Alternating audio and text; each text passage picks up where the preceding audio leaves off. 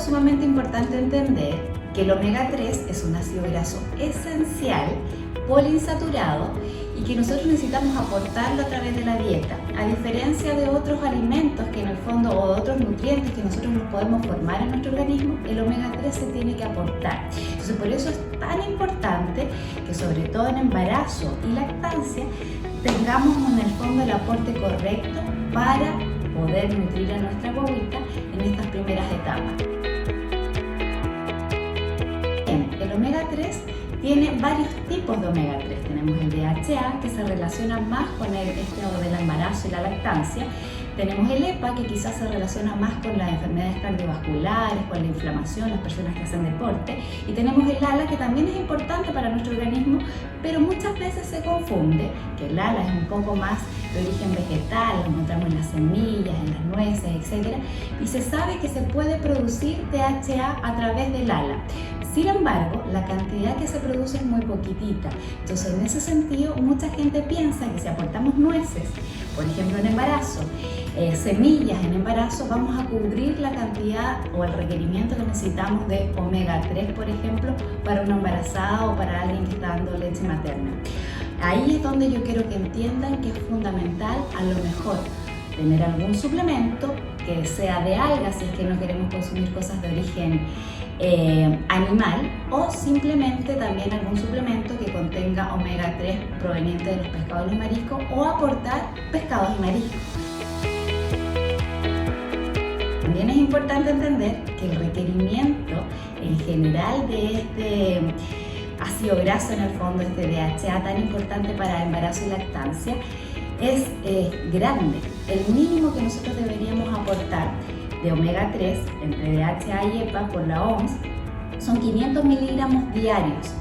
¿Ya? 500 miligramos diarios es como el mínimo, el desde, porque los estudios que relacionan todos los beneficios que yo les voy a contar en un ratito más de este DHA en embarazo y lactancia, es con mucho más DHA y EPA también. En el fondo tienen sobre 1.4, incluso hasta 3 gramos de DHA se aportan en estos estudios, entonces es mucho más. Ese es el desde, y lamentablemente en Chile, más o menos el promedio de la población y el promedio de la población embarazada solamente consume 80 miligramos de DHA o omega 3 en el transcurso del día, en el fondo.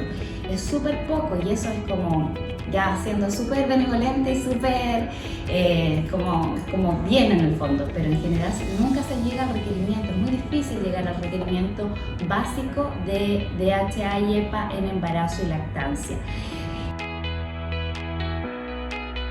En términos de pescados y mariscos, que yo les dije que era la fuente principal y la fuente de calidad en el fondo para aportar este ácido graso, también es difícil cubrirlo, porque si bien están los pescados grasos como en el jurel, en el salmón, por ejemplo, 100 gramos de salmón o jurel nos aportan alrededor de 1 gramo de DHA o de omega 3 en el fondo, que en realidad es súper bueno. Sin embargo, ¿quién consume eso todos los días de forma diaria? Y lamentablemente las embarazadas también tienen susto, y a mí me llega aquí mucha gente a la consulta, y la gran mayoría de las embarazadas piensan incluso que no pueden consumir muchos pescados y mariscos porque, uno, que tienen mercurio, muchos de ellos, no estos que acabo de mencionar, el jurel, que es súper buen pescado, el salmón también es súper buen pescado, pero también que tiene que estar todo cocido. Entonces, por ejemplo, que dicen sushi de embarazada, ahí también es súper importante sacar un poquitito este miedo que tienen las embarazadas de consumir pescado y mariscos, porque es necesario para el desarrollo del cerebro de sus guaguitas. Ya yo les conté que era importante, sobre todo intrauterino, en el último trimestre.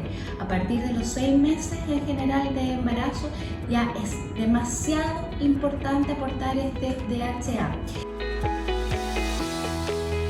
Ahora bien, ojalá se aporte los 1000 días que se dice de vida, en el fondo, que es todos los 9 meses de embarazo más los 2 primeros años de vida de nuestro hijo. En ese sentido, es súper importante que entiendan que si no nos gustan tanto los pescados y los mariscos, o que no vamos a consumir pescados y mariscos en la cantidad que deberíamos en el fondo, o no nos gusta el salmón, no nos gusta el jurel, que son aportes grandes, porque si bien la reineta, la merluza, que son pescados que se consumen mucho acá en Chile, tienen omega 3, es poquito, 0.6, 0.3, que es muy poquitito en comparación al salmón y al jurel. Entonces, en ese sentido, a lo mejor sí juega un rol importante la suplementación en embarazo y lactancia para este desarrollo cerebral de la guaguita en estas primeras etapas. Ahora bien, yo soy partidaria del omega 3 en realidad en todas las etapas de la vida, porque, por ejemplo, en adultos también es importante este omega 3 por un tema de Alzheimer, depresión, tiene un montón de estudios relacionados, entonces no solamente en primeras etapas, pero en primeras etapas más importante porque el tejido cerebral se está formando ahí, ¿ya? O sea, el 97% de nuestro tejido cerebral está formado por DHA. Y cuando nosotros formamos ese tejido cerebral es en esta primera etapa de vida. Entonces, por eso yo, como que a la embarazada que la consulta, es uno de los suplementos o una de las cosas que yo más hago hincapié. Tan importante quizás como el hierro que se suplementa a una embarazada es este omega 3, porque vamos a fomentar el correcto desarrollo del cerebro de nuestra guaguita y eso se relaciona también a largo plazo obviamente en distintas cosas de nuestro niño.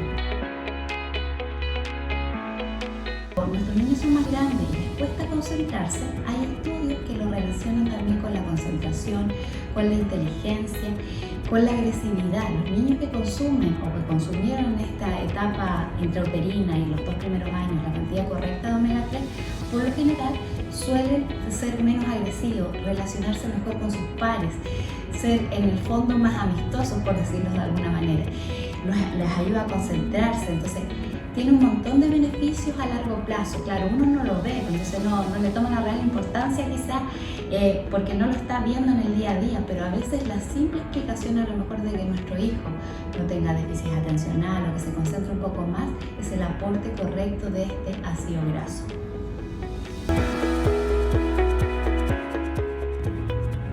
Bueno, también es súper importante entender que la mamá lo traspasa por la placenta cuando está embarazada, pero cuando está dando leche, traspasa este DHA por la leche.